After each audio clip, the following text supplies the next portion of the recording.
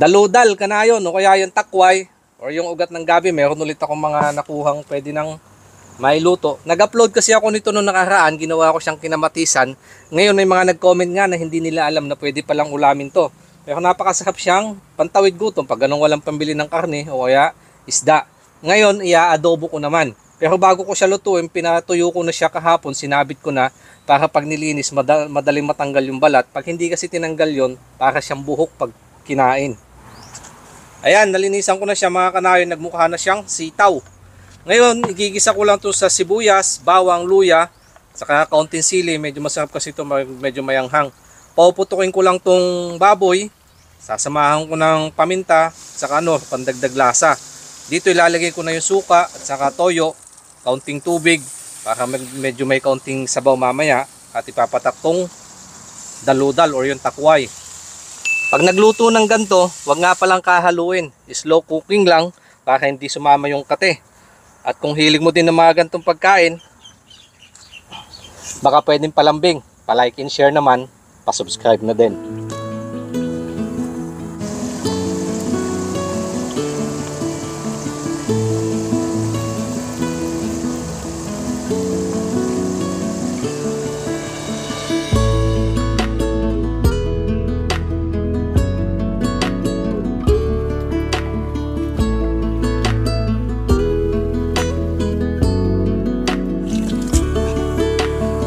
Ito yung adobong daludal or takway. Pinalamig ko na lang muna at mahirap kumain pag mainit pa.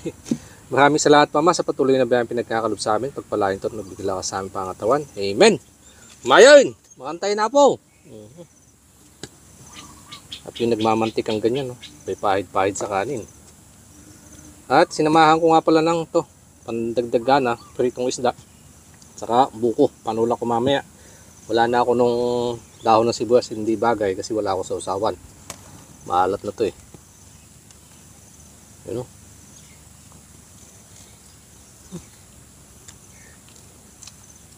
Uy. Kapit agad yung anghang. Sarap.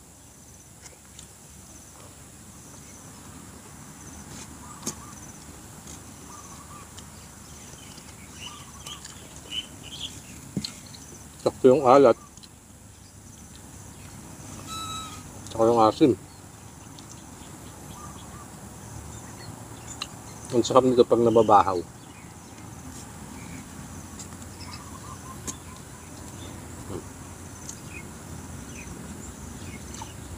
Adobong takway.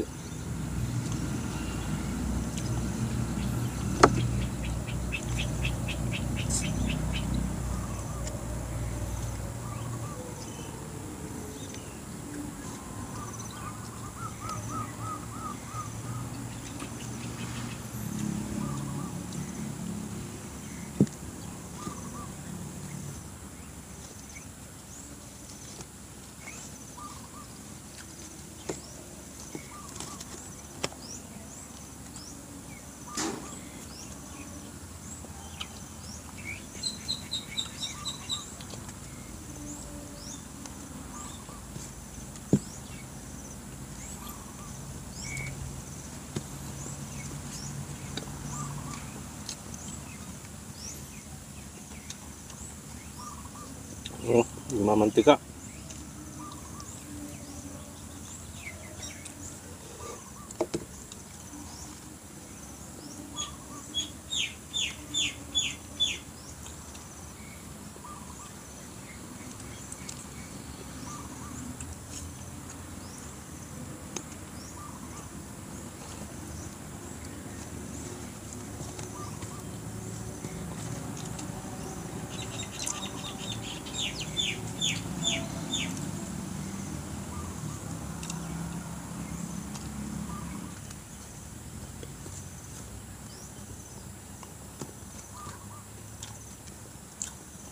At maganda pag binibilad mga kanayon.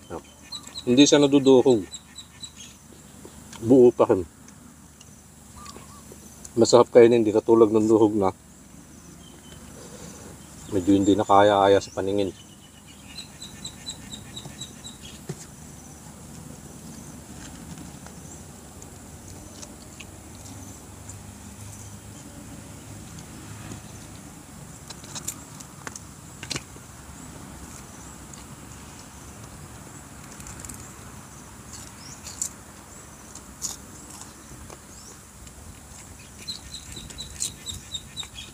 Ayun.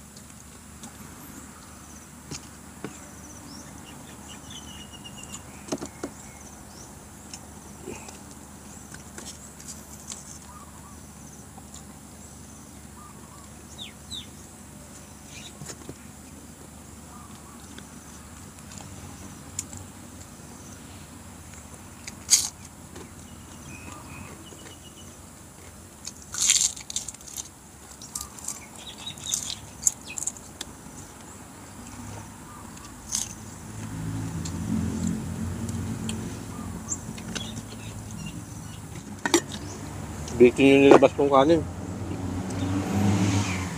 Refill, refill.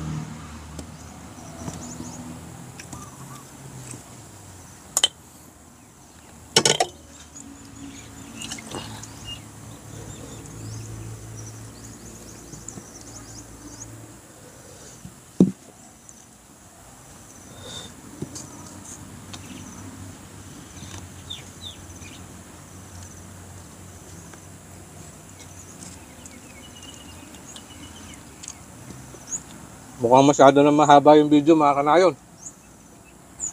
Diyan ko lang muna tatapusin. Pagpapatuloy ko lang to. Mas masarap kasing ganun kumakain pag yung medyo dinadahan-dahan. Labas ang pawis.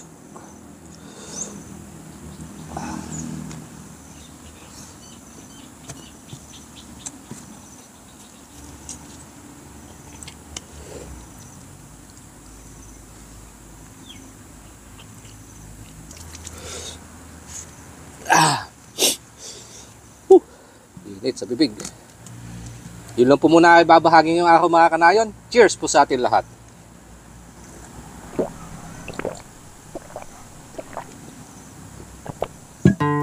Ah,